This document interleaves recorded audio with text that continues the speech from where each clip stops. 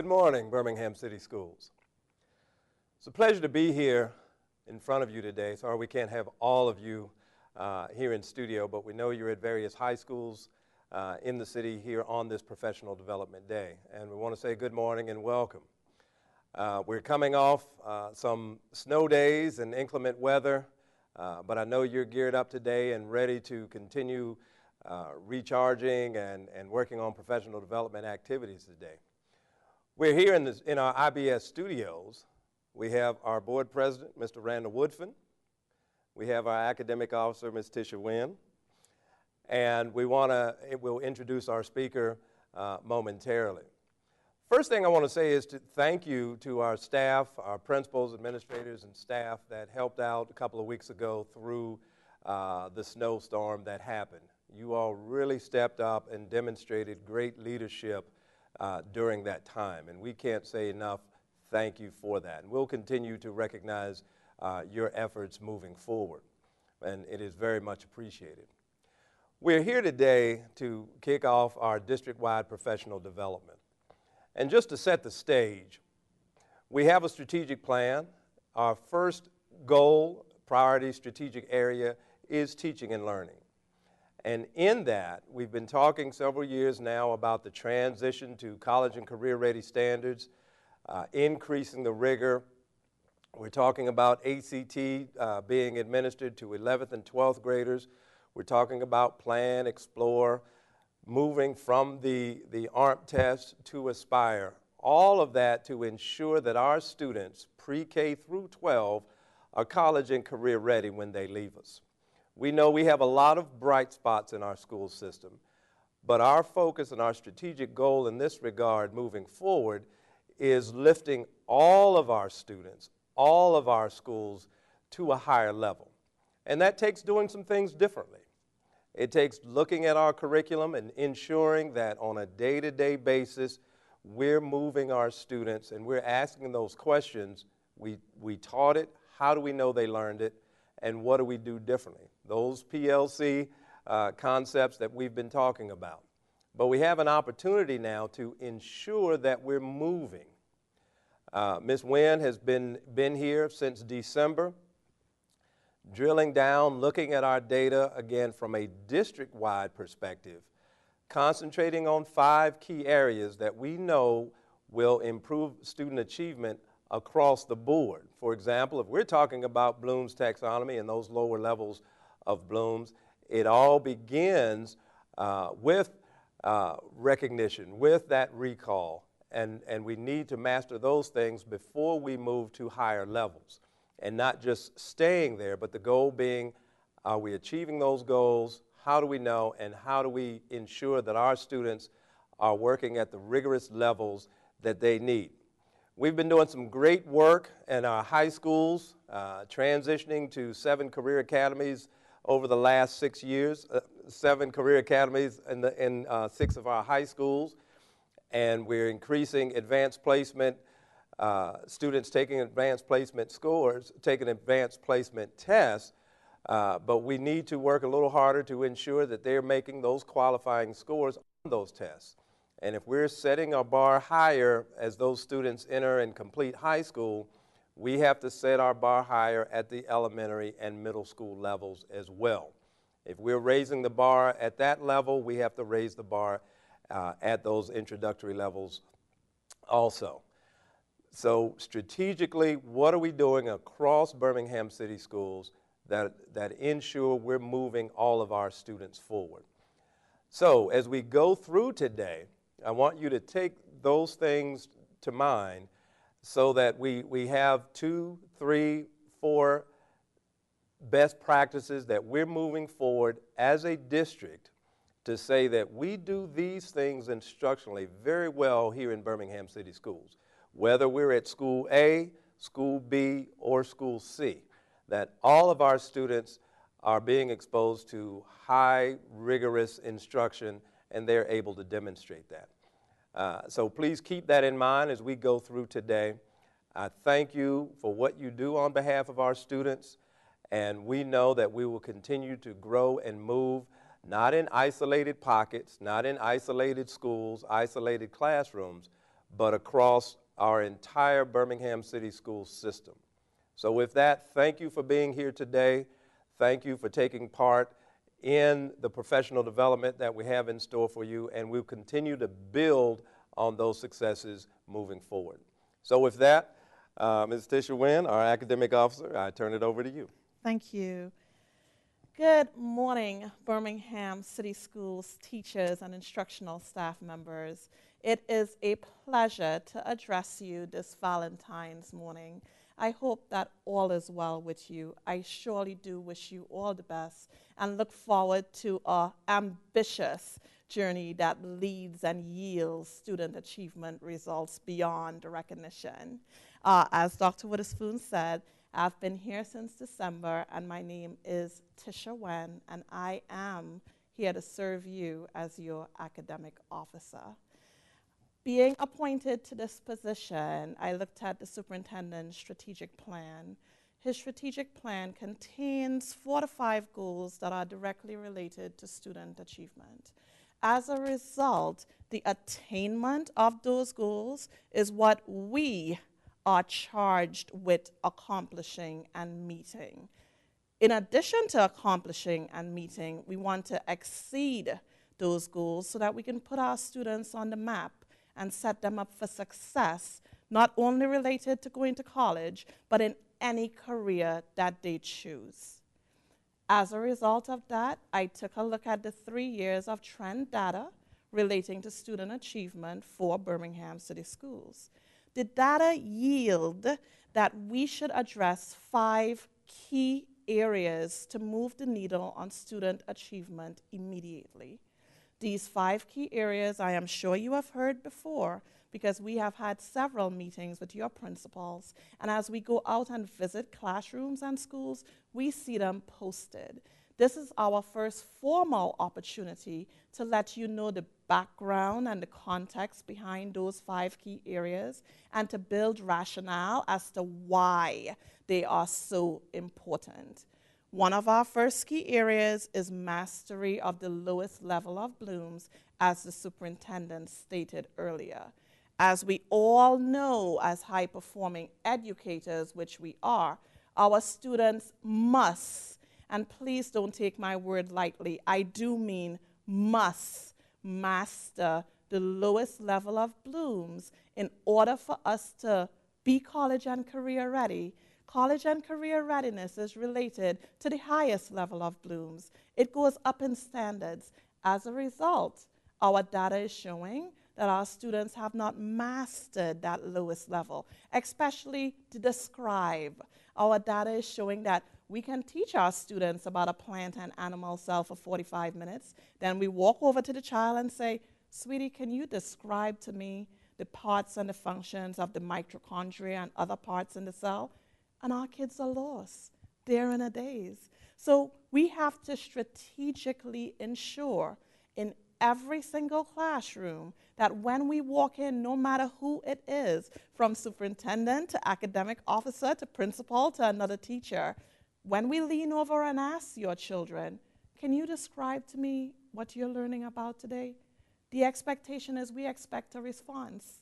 We expect a very good response. So we are setting expectations that we will be in classrooms. We will all be held accountable. Our students need to master the lowest level of blooms, and that's our first district priority.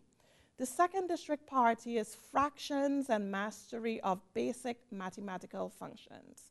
Those of you who are mathematics and science inclined in the audience, you're fully aware. If our students don't master fractions, that bleeds into science. So it's not only a mathematics issue, it has now become a mathematics, middle school science, engineering, and physics and chemistry issue. They are all tied and interrelated. As a result, to move the needle, the key lever is, how are we teaching fractions? How we have been teaching it, the data is showing it's not producing the results that we need. It is not going to put us on the map. It's not preparing our kids for Algebra 1 and calculus. So we need to come up with creative, inventive ways to teach fractions. And when I say creative and inventive, I'm talking about ways such as Buy a pizza if you have to. Take out 2 slices. 2 over 12 is what fraction? What does that look like? How do you break it on down? Fractions to decimals, decimals to percentages. Our kids need to be fluent relating to fractions. As a result, that comes with mastery of all basic mathematical calculations, adding, subtracting, division. So we need to strategically purpose our intent and our instruction in meeting that end goal. Our other priority district-wide is problem solving. The data is showing that we are teaching our students in a silo, in a vacuum. So you go into your classroom and you teach the rock cycle on Wednesday for 45 minutes or an hour and a half. The kids sit for the ACT exam, the Expire, Explore, Explan test, a month or two later, and they read about a geologist, an archaeologist, and our students are not making the connection. Oh, this is sedimentary rock they're talking about. I learned this in science class a month before. So we have to make a purposeful, intentional effort to connect everything we teach from bell to bell in every classroom to real life applications. It is no longer enough to just teach our kids the objective of the day. We need to tie it in so that they can make a real life connection and they can recall it when the time is needed. They need those problem solving, critical thinking skills. There is no other way. We have to master the college and career readiness standards. Problem solving is a basic, fundamental block and pillar that we must achieve. Another one of our priorities is being married to a systematic scope and sequence. Our data is showing that we as a teaching force are teaching what we know well. So if you graduated with a degree in biology, your life science and physical science scores are higher than your earth science scores. As a result, it is no longer okay to say, ooh, don't know that much about earth science. I'm just going to kind of gloss over this, or we are only going to do the pages in the textbook relating to it. No, what we need to do is find every resource we have to teach each and every one of those college and career readiness standards in a systematic scope and sequence. So we need to be married to that scope and sequence. Those are our 5 big district priorities. So we have schools in the district, like Dr. Witherspoon said, we have pockets of excellence. Some of you out there are doing a fantastic and excellent job. What we need is all of us to do a fantastic and excellent job mastering those top 5 things to move us to the next level of where we need to be. So see this as a collaborative effort, and there is strength in numbers, and we will learn together and we'll master it together. The first formal step of us doing this is today's Professional Development Day. All of your sessions today after this general session are strategically aligned to mastering those top 5. So every single session is going to be addressing formative assessment. Within formative assessment, those 5 priorities are going to be strategically, intentionally embedded. So you will hear them over and over and over again, because we are driving the point home that every single thing we do, formative assessment, summative assessment, do nows, bell ringer, exit tickets, have to be aligned to addressing those top 5. Now, the biggest one of the 5 that I did not mention, which I will mention now, is reading and writing in every subject area. So it matters not if you are a PE teacher or a technology teacher. We need our students to become better than proficient in reading and writing. We need our students to read fictional, non-fictional text. Anything we put in front of them, we want them to be able to read. Writing increases reading scores. So in all of your classrooms, we need those babies writing. Even if it is, okay, after this first 15 minutes of class, let's stop. I need you to write a quick write about what you just learned from what I've just said. We need to intentionally stop, take dipstick measures to make sure that we are meeting the end goal. Those dipstick measures must involve reading and writing. So all of our kids around Birmingham City Schools should be going home with homework each and every day. Even if there is nothing, read this, write this out, get an essay on it, write a lab report. It's no longer acceptable for our kids not to be reading and writing. And when we come into your classrooms, that's what we want to see. We want to see them reading, writing, problem solving, connection to all subject areas embedded as well. As a result, when your presenters present to you today, and we have went out and found the best and the brightest presenters to get us to move the needle on those 5 priorities, we want you to take back everything that you have learned immediately. So I don't want you to start addressing those 5 next month or next school year. No, we don't have the time. We need to address those 5 right now. We need to set ourselves up for success going into next school year. As a result of that, you have a PD day today. Formative assessments is a key component of it. Your presenters and your trainers in your room will take you step by step through what a good formative assessment looks like. What is the definition of a good formative assessment? What are some examples of some formative assessments? What are some non-examples of some formative assessments?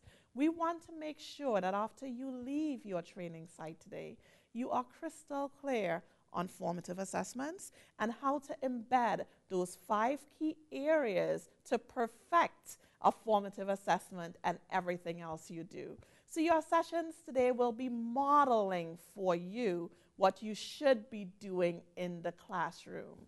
Moving forward, we will ensure that we continue to model what excellence look like and what the best practices look like so that you can see it, you can make a connection with it, and as a result, you can replicate it and add your own touch and twist to it. Moving forward, we will have some follow-up Summer Institute sessions, which we definitely strongly recommend that you attend as well. These sessions will build on those 5 priorities that you are receiving training on right now so that every single thing is completely and totally aligned. Your assistant principals are serving as table facilitators in the sessions today with you, so they're hearing the same message. They're setting the expectation of, I am in this session with you because I will be holding you accountable for what we are seeing and hearing together. So moving forward, we will have layers of accountability, not just for you, but for all of us. I want to thank you for giving me the opportunity to speak with you briefly this morning. And after this general session, the superintendent and myself will be visiting every site. I truly look forward to making your acquaintance and speaking with you a little bit more on a personal level. I'm extremely excited, and I know that together we will definitely put the students of Birmingham City Schools on the map for academic excellence. I now turn it over to our board president, Mr. Randall Woodfin. Good morning. My name is Randall Woodfin, president of the Birmingham Board of Education. I want to first start by thanking Dr. Witherspoon for allowing me to share some words with you all, and thank Ms. Wynn for her commitment, enthusiasm, and drive to make sure our school system provides the best climate and culture for academic performance for our students. I think it's important that I start by saying thank you. On behalf of the entire school board, I want to thank you for being teachers. I want to thank you for being principals.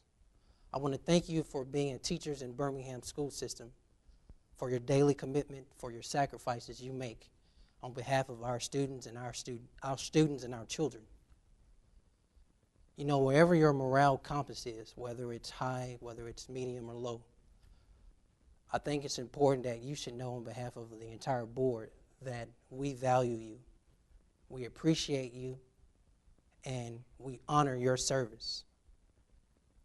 As teachers and principals, we know the sacrifices you make, and it does not go unacknowledged. Now, as it relates to our mission of our school system, as it relates to the vision we've set for our school system, I want everybody to consider why you wanted to be a teacher, why you committed to the 4-year program of your undergrad institution, why you actually applied to that grad program. Why did you apply to be a Birmingham school teacher? I think we all know the reason is because you wanted to make a difference in a child's life.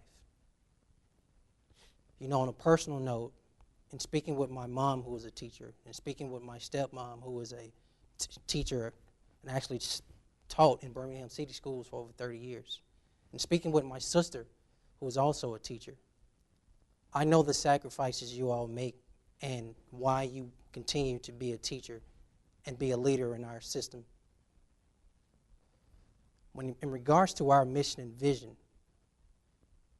when you all signed up to be a part of our school system, what you said was that you wanted Birmingham schools to be a leader for urban settings. Academic performance, academic performance, and academic performance. When we talk about our mission is academic excellence and a safe and nurturing environment. I know Birmingham City Schools provide that. I know that because as a product of our school system, I can remember some of my teachers. Miss Snow, Miss Archie, Miss Flowers, Mr. Washington, all my 6th grade teachers who provided that nurturing environment, not just for our curriculum in math, social studies, reading, science, and history, but also in the co-curriculum and making sure they stayed engaged with my mom as a parent, who stayed engaged in making sure we did what we were supposed to do outside of the classroom as well. And so I want you all, when you consider why you applied to be a teacher in Birmingham schools, and you think about your undergrad journey, and if you all have grad program, if you have a grad degree, you all wanted to make a difference in a child's life. What I want to say on behalf of the entire school board is to recommit to that idea of making a difference in a child's life. Now, we know that starts and ends with academic performance. I'm sitting here with our superintendent and sitting here with Ms. Nguyen. Your board codified our strategic plan this past week. And in that strategic plan, we talked about systems and processes. We talked about climate and culture. We talked about human capital in regards to the retainment, the recruitment and development of our teachers. And most importantly, we talked about teaching and learning. That is our core mission, teaching and learning for our students.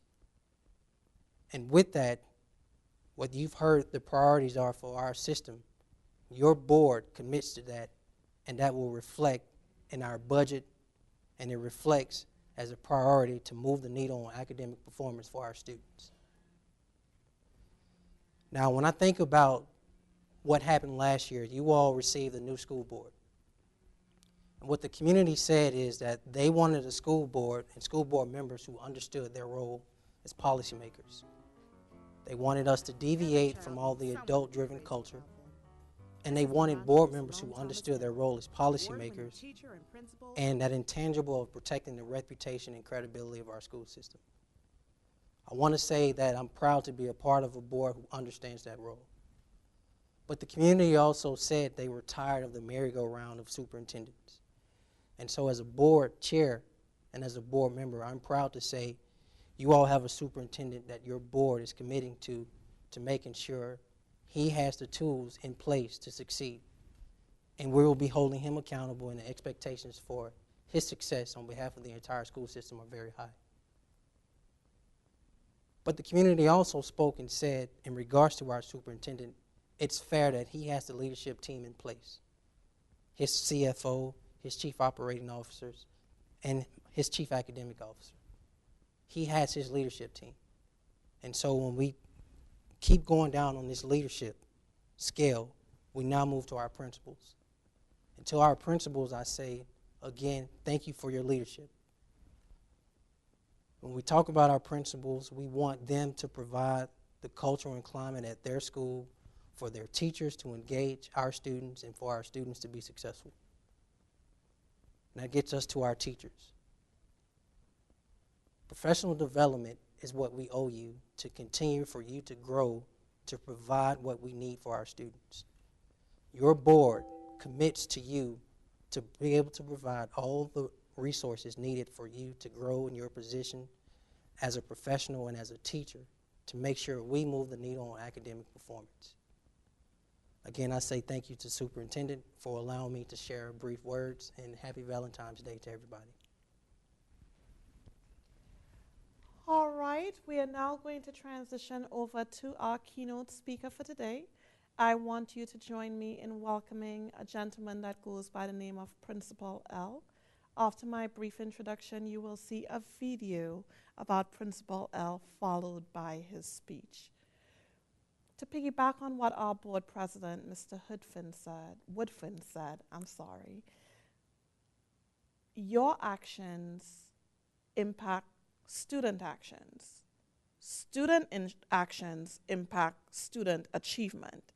So we need you to be better than role models to exemplify what we want our kids to be. There is a direct correlation. Research says it best as the academic impact model. So the power that lies within you in that classroom every day is a lot of power and a lot of responsibility. You are on stage all day, every day, if you know it or not. Our students are looking at your every move and listening to everything you say. You set the example for them. You have a direct correlation between your actions and their growth and achievement. As a result, you are our key lever. So we are providing the necessary tools for you to understand that you need to be the best lever that you can possibly be, because a lot lies within you. Your principals are the instructional leaders of your campus. Principal L, our keynote speaker, is also a principal, a dynamic one at that, extremely well known nationwide. So we are bringing you the best of the best to inspire you relating to the academic impact model. We will now transition over to the video about Principal L.